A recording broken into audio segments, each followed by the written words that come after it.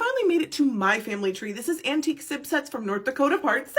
We're only on the letter L, so let's just dive right in. Starting with a name I have never seen before, we have Moses and his wife Horpana. They had children Mary, Sam, Thomas, William, Anna, Fred, Alec, Jack, Peter, Dina, and John. You guys know I hate this when mom doesn't have a real name and she just goes by Mrs. Conan. Conan and his missus have Anna, Eva, Felix, George, Helen, John, Lizzie, Mary, Nora, and Sam. And we have a second generation. Felix married Katie. They had Alfred, Roy, and Mitchell. And then they also lost 3 babies in infancy. Side note, with everything that's going on with the measles outbreak, I just want to say I have been looking at the smallest sample size of one city in one state from the 1900s. The amount of families that experience child or infant death is like 1 in 3. People had such big families because they weren't guaranteed that all of them would make it to adulthood. Don't let anyone tell you people were healthier before vaccinations. Moving on, we have a name that's tricky for me to pronounce, but as someone of Norwegian heritage, it's embarrassing. It's either Oli or Ole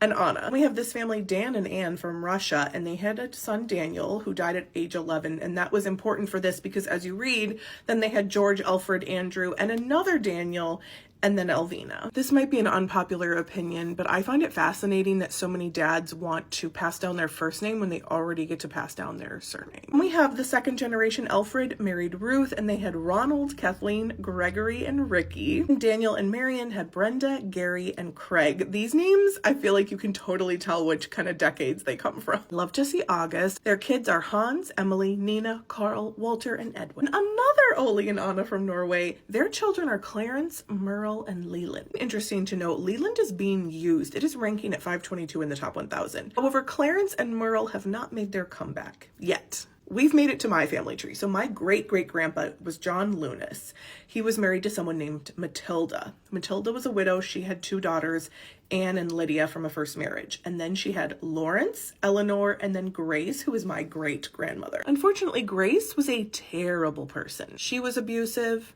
She let other people be abusive to my grandmother. After Matilda died, John remarried someone named Lydia, and they raised my grandma Joan. Honestly, it's great to see my grandparents' names in this journal from 1981. Joan is married to Forrest Duro. That's my grandma and grandpa.